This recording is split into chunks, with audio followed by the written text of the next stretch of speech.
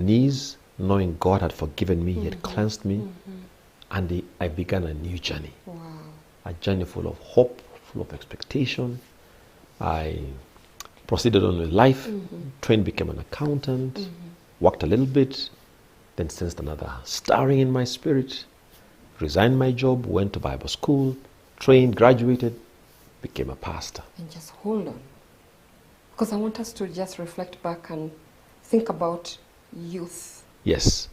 and modeling, not particularly because of this thing that you saw, Yes. but just how fragile and how we need to take care of young Yes. people in our midst. Yes. What would you say about the care and the kind of leadership we give to young people? Rev, I've come to appreciate that values are not necessarily taught, they are caught. Values are caught. Yes. That's deep. Yes, they're not necessarily taught. Values are caught. There are many organizations who have core values. Some of them are printed all over on the floor, on the walls, on all the material. But I realize that if you're a leader and you're not living out those values, it's very difficult for the people that you are leading to actually catch them, because values are caught, not quite taught. So you can do a full month or year of exposition of your core values, but if you're not living out those core values, you are bound not to go very far. So I would say that young people are very observant. I wouldn't want to call them impressionable, but they are vulnerable, they are observant, they are trusting, they are innocent.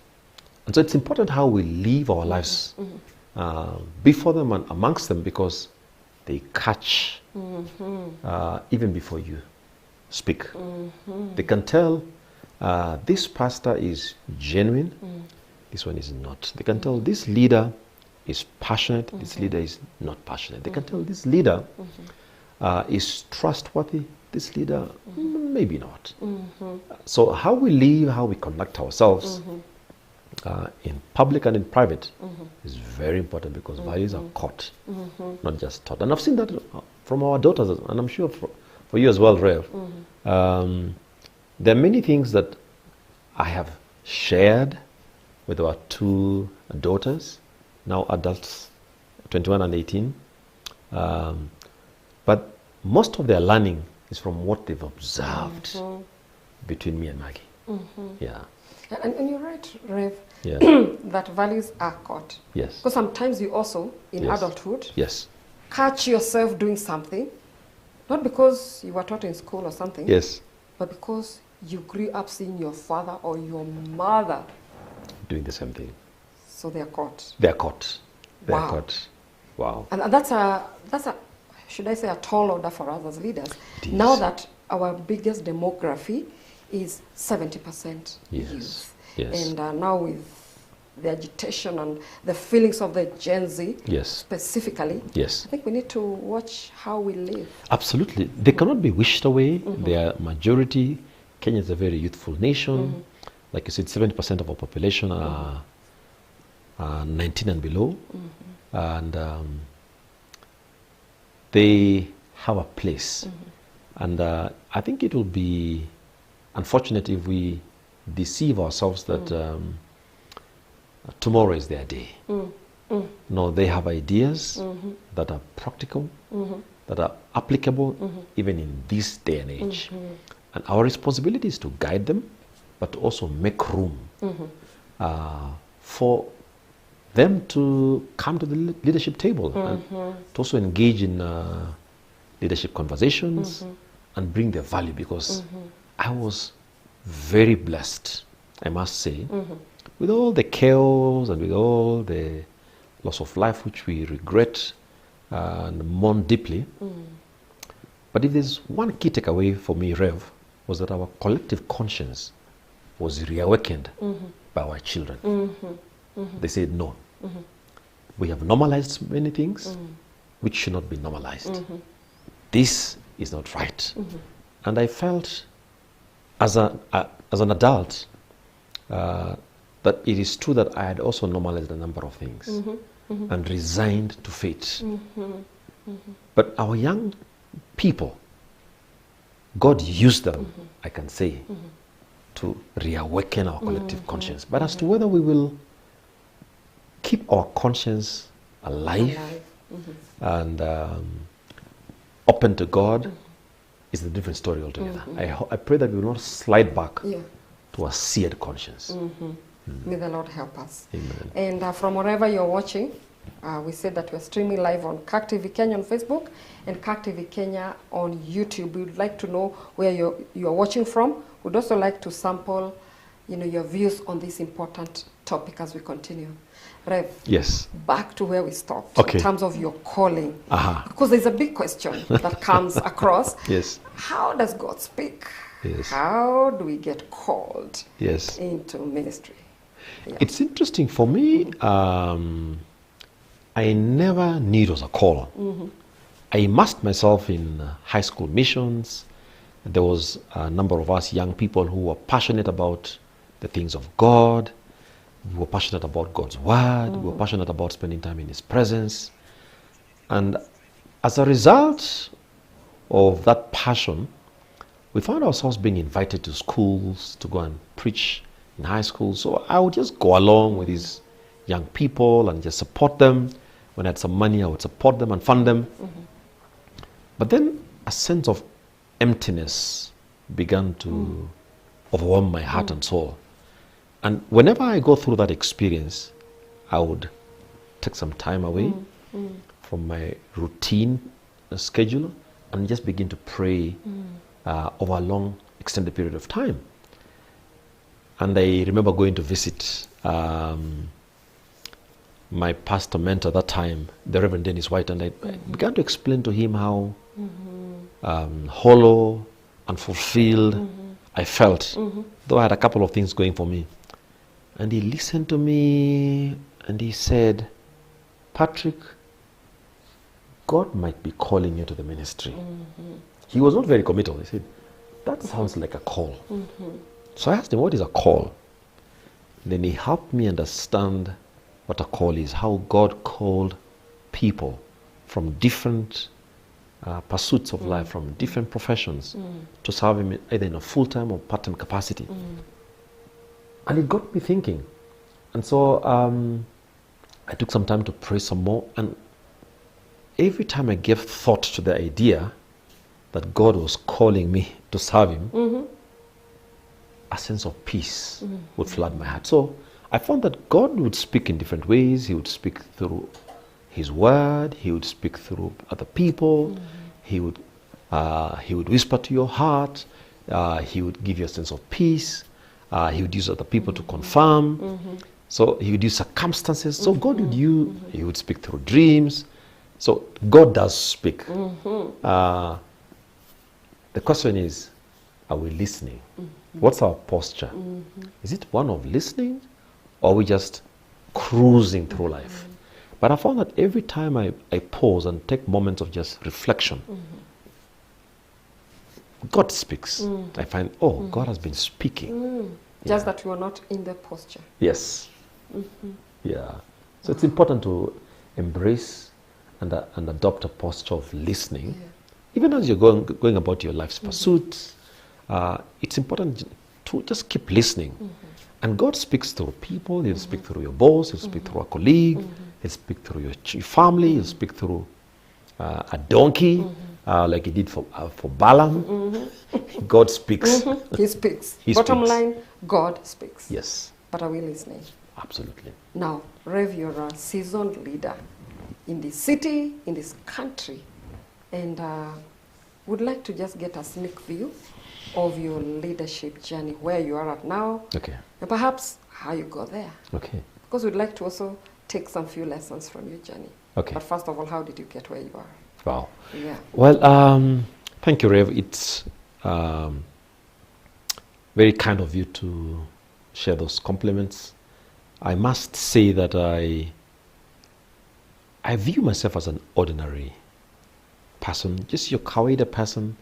However, I'm currently serving as the Africa Director for a Christian organization called Living on the Edge. Living on the Edge is a Christian organization. I'm sorry, I'm not advertising. I'm just answering the Please question. tell us about it. Living on the Edge is a Christian organization that was begun in the U.S. By Pastor Chip Ingram in 1995. It began as a radio program. It has since morphed into a fully fledged teaching and discipleship ministry that focuses on growing disciples, equipping leaders in the marketplace and in the church, and reaching the next generation. So I joined them about 2.5 years ago as the Africa director, just responsible for equipping and training pastors across the continent and helping surface conversations on discipleship. That's what I'm currently doing. Before that, I had served with CITAM, Crisis Answer Ministries, as an overseer, as a senior pastor. I served with CITAM for 26 years, having been ordained in the year 2003, and transitioned from CITAM in the year 2022. But it's been an amazing leadership journey. I first began as an intern pastor, went on to become a youth pastor in this city of Nairobi, and Rev, I love the city of Nairobi. One of the things that I must say that transformed my leadership journey is a book I read. I have been reading. I love to read because I'm persuaded that readers are leaders, but leaders also should also be readers. So leaders. No, you're confusing us because of the L and the R.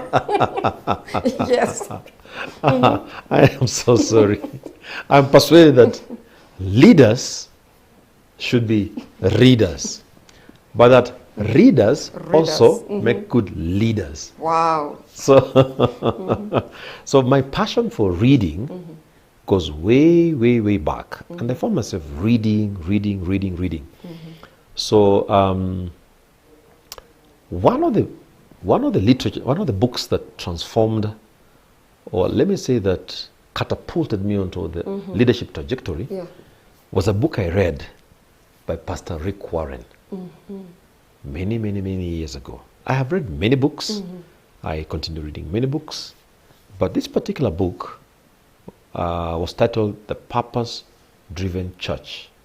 Purpose-Driven Church. Yes, The Purpose-Driven Church.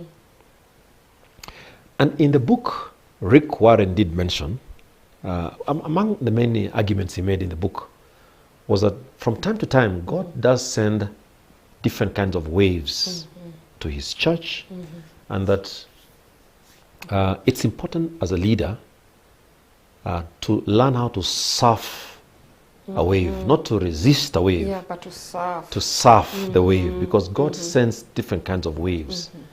Then I was like, that's very interesting, because about that time, the youth culture was beginning to take shape in the city of Nairobi, and it was finding its way into the church. Young people were clamoring for space, for attention, for expression in the local church. And many adults could not understand this clamor to have their own youth services, to have their own gatherings, to express themselves, to worship God, different away from the adults. So it was one of those very interesting waves that God seemed to have sent our way. So when I read that book, I was at the coast just vacationing alone. I realized that there was a particular wave. There were waves that God had sent our way. And when I reflected some more on these truths that Rick Warren did share, he made a very interesting statement in this book. He said, when you view yourself, he says, God has placed you in a particular geographical location. If he has placed you in a city, he went on to argue, if you view yourself as a pastor of the city, it is very likely God will bring the city to you. That's interesting. Yes. Profound. I also found it very profound. He said, if you view yourself as a pastor of the city, you I began to dig and find out what did he really mean by this. So he meant that if you view yourself as a pastor of the city, you begin to be consumed by the well-being of the city. What breaks the heart of God about the city will also break your heart.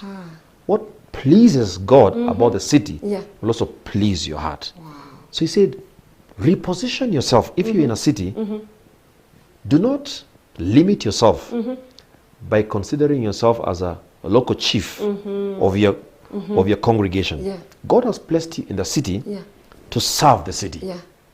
So view yourself as a leader in the city. Rev, that was my turning point. Wow.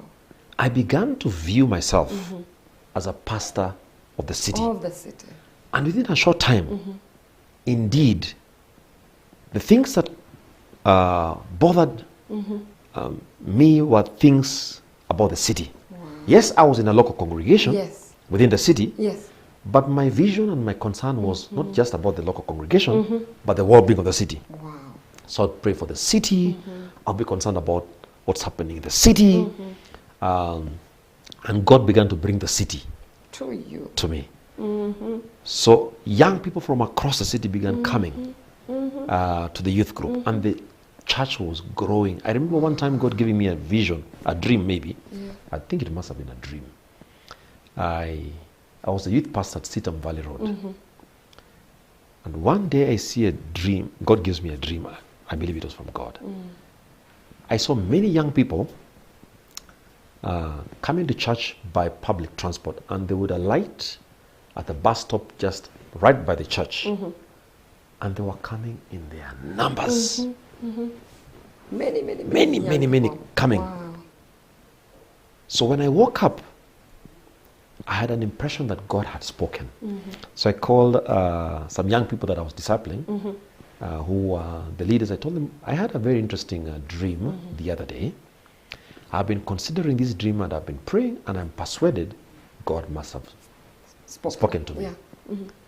So I told them, I want us to prepare for a huge harvest that God is bringing our way. Now look at that. And sure enough, Rev, in a matter of months, our youth service at Valley Road was overflowing.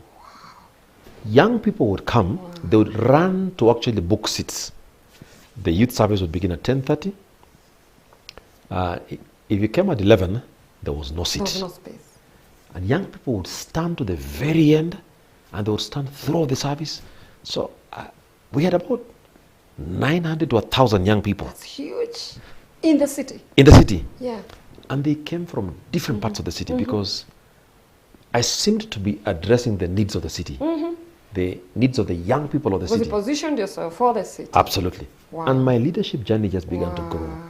And along the way, I met mentors who invested in me. Along the way, I bumped into the Global Leadership Summit, circle. I plugged in, and here I am.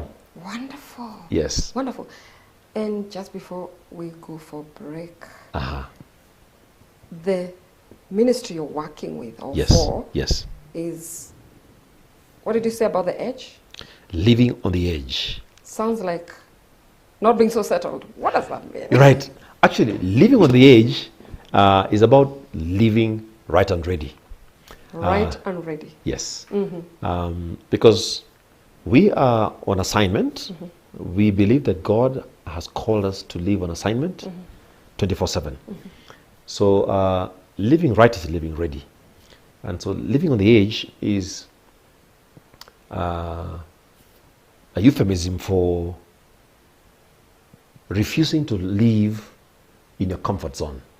So somebody who refuses to live in the comfort zone is one who lives on the edge. So there are very many people who do not experience the fullness of God because they have settled in their comfort zones. But when you step out of your comfort zone and you begin to live on the edge, you realize that God has something for you. Precisely, that's what living on the edge is about. And on that note, Yes. we want to take a break. Please don't go away. We will be right back shortly, because we want to draw more from Rev Kuchio and from his experience with the youth ministry, as a pastor, ordained pastor, you know, in the city and even abroad, and all these experiences. Thank you very much.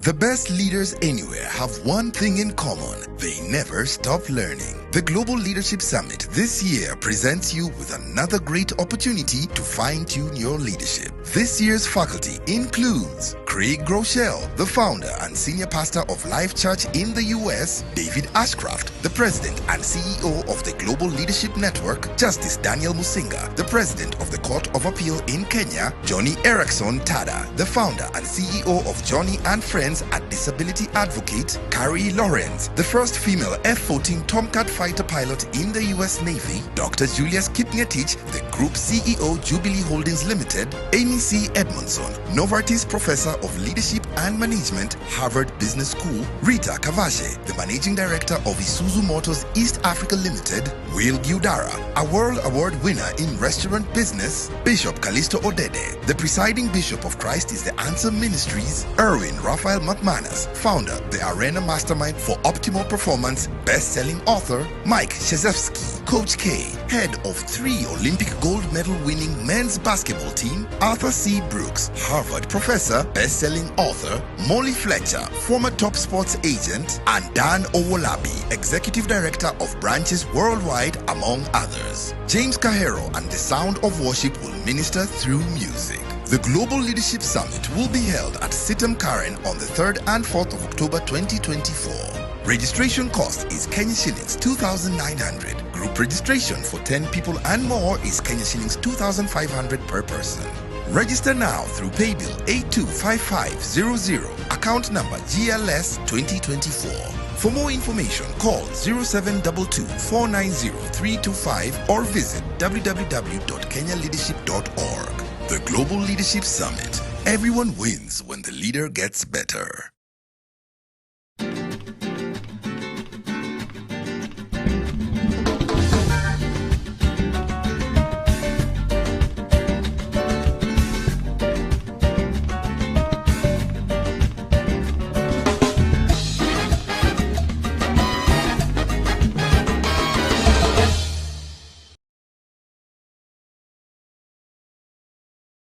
Katika ulimwengu wenye kasi na muda unaokwenda upesi, tunakusihi ujitulize kwa muda, ujiunganishe na upate kitulizo ndani ya kumbatio la upendo. God of Bethel has been my God all those years. He cannot bring me this far to let me down. The name of the Lord is a strong tower. The righteous they run unto it.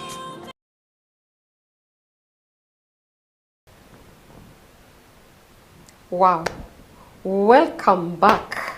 Now, this is exciting and it's getting better with every minute. Remember our guest. I'm your host, of course. Our guest is none other than Reverend Patrick Kuchio. And we are so excited again to have you here, Rev. Thank you, Rev. And we just left at the point where we're defining, you know, what the name for your organization stands for. But most importantly, what I got is that we should be ready all the time. Absolutely. Ready and right. Yes. Living right. Living right is living ready. Amen. Amen. Now, you've had a long, nice journey. Yeah. But what would you point out as the joys and maybe the challenges of your leadership journey? So just a few lessons that we can learn from. Wow. Certainly I've had my share of pain and heartaches, and my share of joys and mountaintop experiences. Some of the most painful moments for me in my leadership journey, I remember very vividly as a youth pastor being misunderstood by fellow pastors.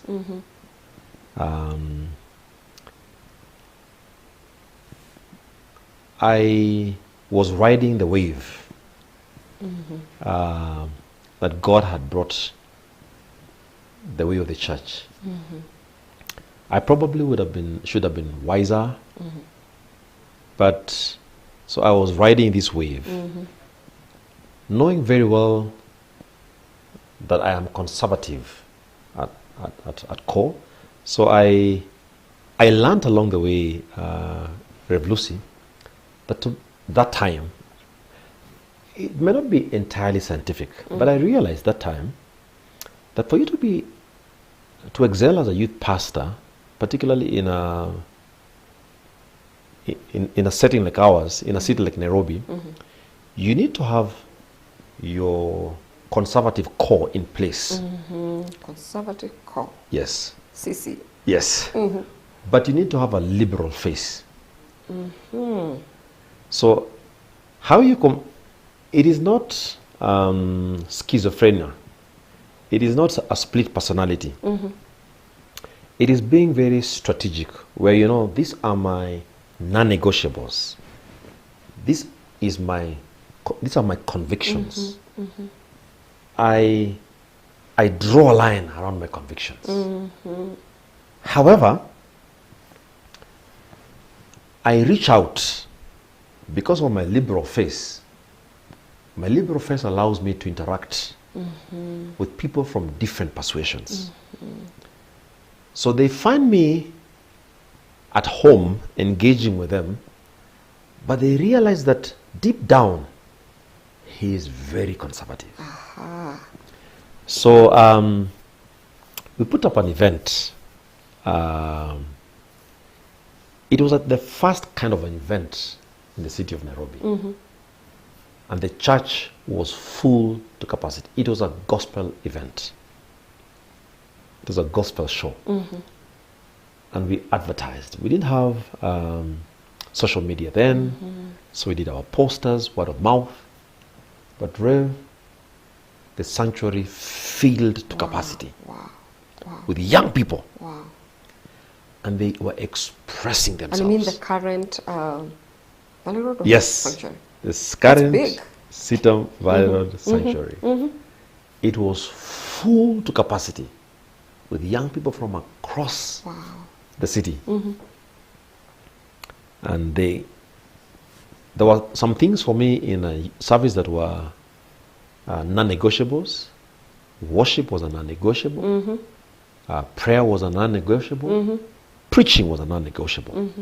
So the young people knew they could design a program.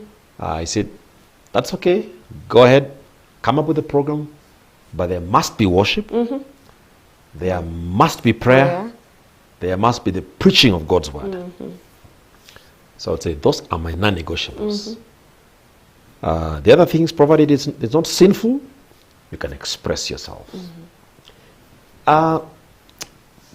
Instead of going around the bush, let me just say,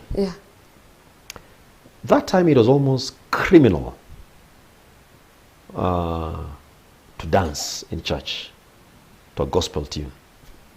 We were just transitioning. So here I was this bold youth pastor. Who allows dancing? In church. And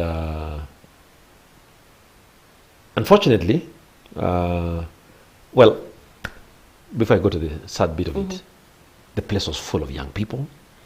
They came, they expressed themselves properly. They danced their hearts out, they sang, they worshipped. After they were done, what a beautiful sight told them, that is. sit down now. Listen. Let me preach.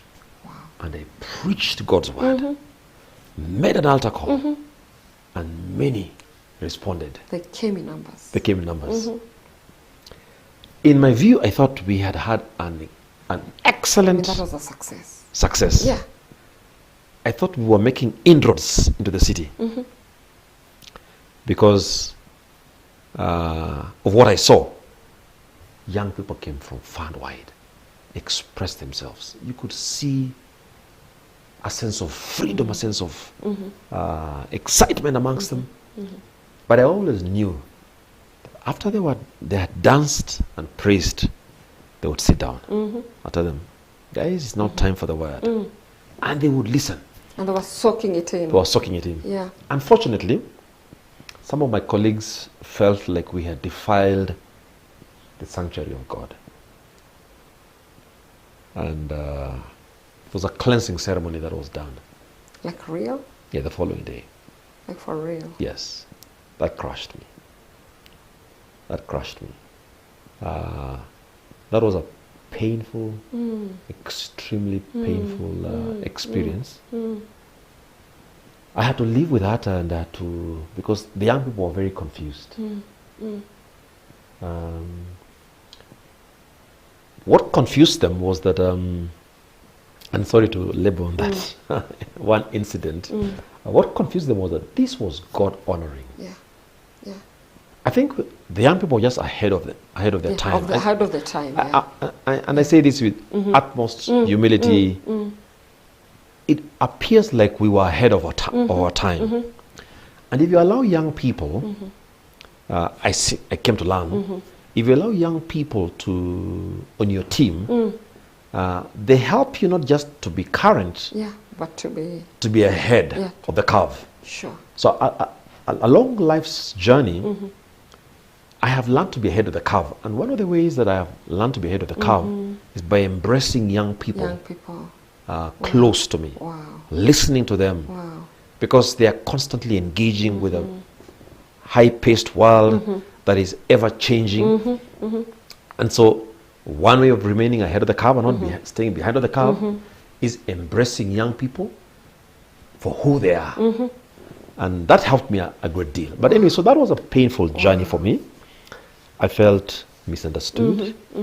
I felt, and much later, I was actually vindicated when some of my colleagues said, it appears like this is like now 20 years later. Yeah. Is when some of my colleagues would say, now we understand what you were trying to do. Are we not dancing in church, right? Today, all of us. All of us are. So when I hear somebody saying 20 years later, I'm like, wow. Wow. Okay. Wow. Okay. Wow. So I think at times we underestimate the potential young people have in leading and also in leading this nation. Let's not underestimate.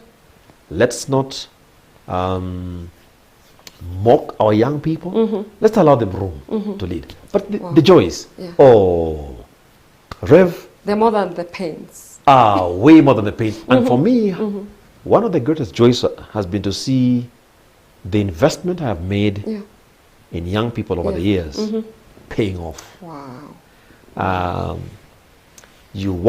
I spent some time discipling. I was very particular about discipling young people. There are those who I worked with on a weekly basis.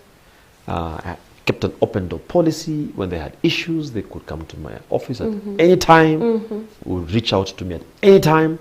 And I look at those young people now married with their families, running their own businesses. So to see the investment in disciple making paying off has been for me one of the most greatest joys of leadership. Wonderful.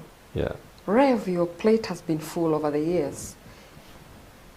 Wonderful daughters here, growing ministry, God challenging you to other heights. How have you kept that balance? It's a very good question. For me, I've always believed that my relationship with God comes first. Then my relationship with the family, then the church.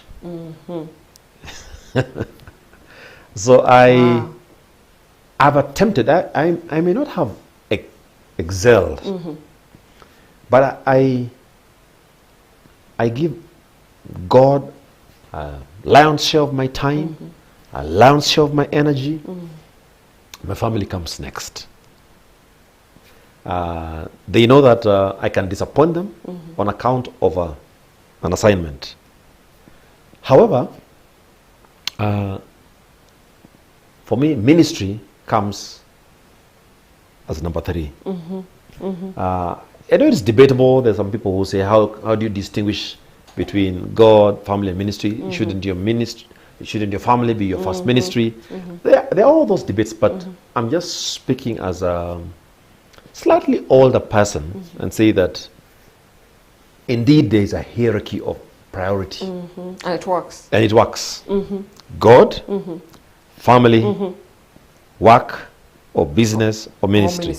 Because there's some people who put God, ministry, family. Then you lose. But when they know, my family knows that I value them, that I will never sacrifice my family on the altar of service. Because I am persuaded that my family is my first ministry. So back to you, those of you who are waiting for that line. Yes, my family is my first ministry. Wow. And I value, I treasure. Now balancing, because of the many demands that I find myself engaged in, when I'm away preaching or when I'm away training, I give it my best. When I'm with the family, I give it my best. So I try not to bring work home. When I'm at the office, I spend myself. When I'm at home, I spend myself. So I try to guard the family space, family time. When we go on vacation, it's not once or twice. I will switch off my phone. I will put it away. I'll pick it up after our vacation. I will not look at emails. I will not respond to any texts. That's why I rarely pick up phone calls after 7:30, after 8. It is hard to find me. Probably my phone is switched off because I just want to focus on family. That's so that delicate dance. And it's delicate. It's a delicate dance. Because the lines sometimes are blurred. Yes. Yeah. Yes, Rev. Wonderful. Yes. So what makes you tick? What keeps you going? Because you have some consistent energy whenever I meet you. I mean, how do you maintain this? How do you refresh? Like, Nikuze, you just came back from a trip and you still have the energy. I mean, how do you refresh, Rev? I found, Rev, that in giving, God replenishes your strength. It's in serving that I get renewed. Wow. It's in giving that I receive. It's in sacrifice that God pours out. So I do not take lightly opportunities that God brings my way to serve, because I realize that it's in serving that God replenishes me. It's in giving that I receive. It's in pouring out that my cup is refilled. But what makes me tick? The opportunity to serve. Wow. Lucy, every opportunity to serve God and to serve His people for me is precious. I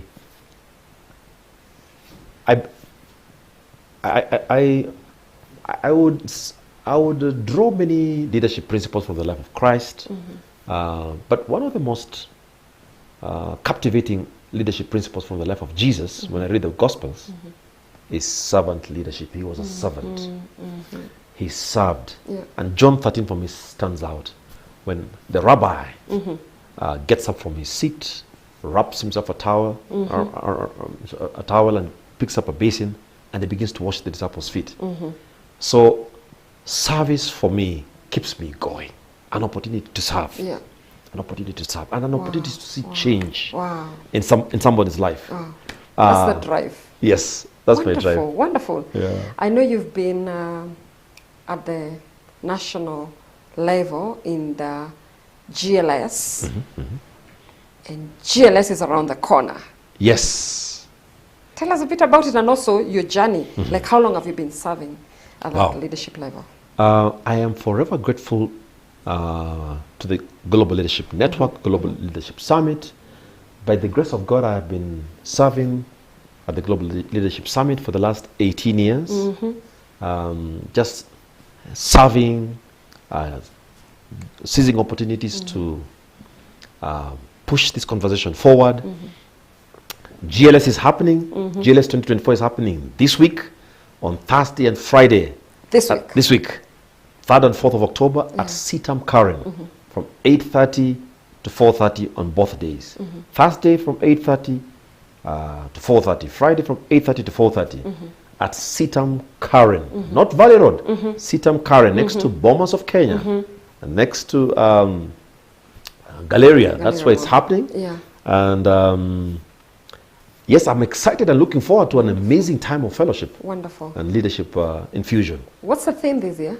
The theme for this year's GLS is designing your tomorrow.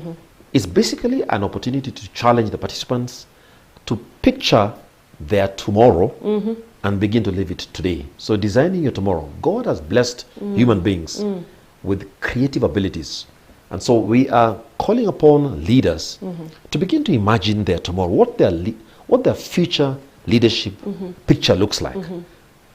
Then begin to intentionally live it out today. So it's designing your tomorrow. And actually, that's the theme we give our 2 leadership talks, 2 episodes. Okay. Design your tomorrow. Design your tomorrow. And now you're giving us a sneak view about the theme. Absolutely. Wonderful. Absolutely. So who are some of the speakers that we expect? We have Craig Groeschel, who is the GLS champion. He's the pastor of lifechurch.com.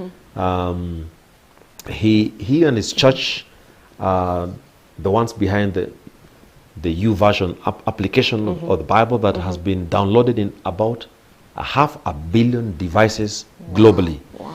That's Craig Groeschel. We have David Ashcroft himself will be in attendance. He's the president of GLN, but he'll be in Nairobi. Wow. We'll have our local speakers. We have Bishop Callisto Dede. We'll have Bishop David Oginde. We'll have Dr. Julius Kimingetich. We will have Rita Kavashe, the CEO of Isuzu East Africa. Wow. We have a global world-class faculty. We have the President of the Court of Appeal, the Honorable Justice Daniel Musinga, who will be speaking to us. So I am looking forward to an amazing time. That's amazing. On Thursday and Friday. Wow. And before we forget, how does one register then? Oh, registration is by payment, and we are registering through M-Pesa, and the pay bill number is 825500. 825500 is a pay bill number for registration, and the account name is GLS 2024. GLS 2024 is the account name, but the pay bill number is 825500. 825500. Or you could actually pay us a visit on our website on www.leadershipkenya.org. www.leadershipkenya.org. You can actually register online. But once again, it's happening on Thursday and Friday, 3rd and 4th at Sitam Karen. There's a cost to it. The registration amount is only 2,900 shillings per person, which is highly subsidized. I mean, it is. This caters for teas and lunches on both days. Tea and lunch. Yeah. And assumptions, tea and lunch. But if you come, if you register with more than 10 of you, it's further subsidized to 2,500 shillings. So if you are coming with a team of more than 10 people, you'll find a very lovely discount, 2,500 shillings per person for groups of 10. But if just one individual, it's 2,900 shillings. Wonderful. However, we're encouraging people to register as early as possible so that you can secure yourself a place. Yeah. But we know Kenyans. We know Kenyans. There are those who come last minute. So if you plan to come last minute, I'm just here to let you know we are ready for you. We'll have a registration table there with volunteers who will be registering you with a smile on Thursday and Friday at Sitam Karen. And over the years, because you've been Yes. at the leadership level, you've also attended GLS. Yes. What has been the critical role played by GLS in Kenya? I would say that GLS has catalyzed leadership conversations in Kenya. And over the years, GLS has become like your world-class platform or go-to platform for well-refined, practical, and applicable leadership principles. They're not abstract or hypothetical leadership principles that are that you interact with, you will actually encounter practical, applicable, refined, world-class leadership principles. As you leave GLS, you are ready to begin to implement some of those leadership principles that you learn. Wonderful. Who are the participants? I mean, who can come to GLS? It's interesting. That's a very good question. GLS is open to anybody. It's open to church leaders. It's open to church members. It's open to parachurch, people from the parachurch world, people from government, people from uniformed forces. If you want to invest in your leadership, and I strongly suggest to you that you should intentionally invest in your leadership. So GLS is open to anybody who wants to lead. And you know what? You don't need a title to actually lead. You can begin to lead right where you are. So GLS is open to students. It's open to everybody. That's the beauty about the Global Leadership Summit.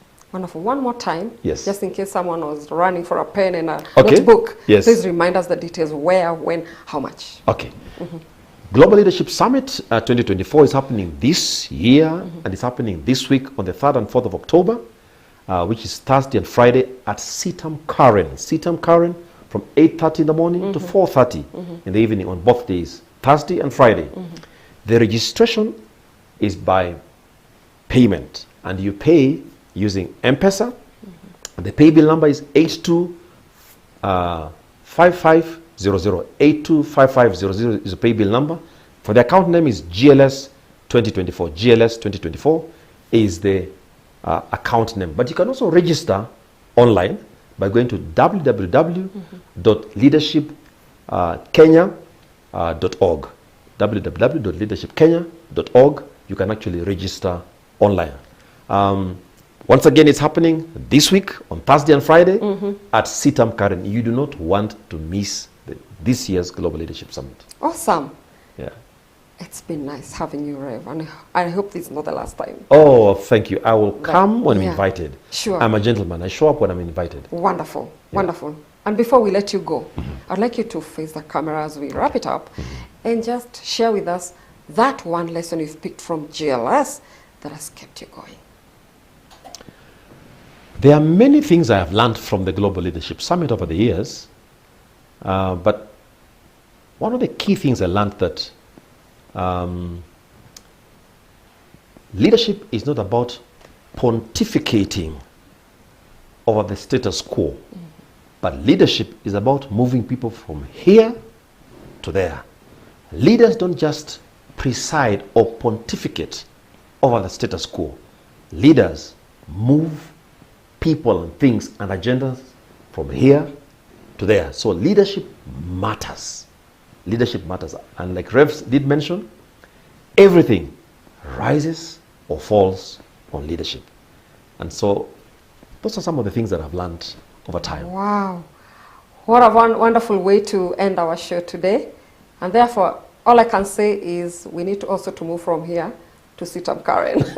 So from here to there. So see you on Thursday and Friday at Sitam Karen for GLS 2024. Thank you very much for watching. See you next time. God bless you.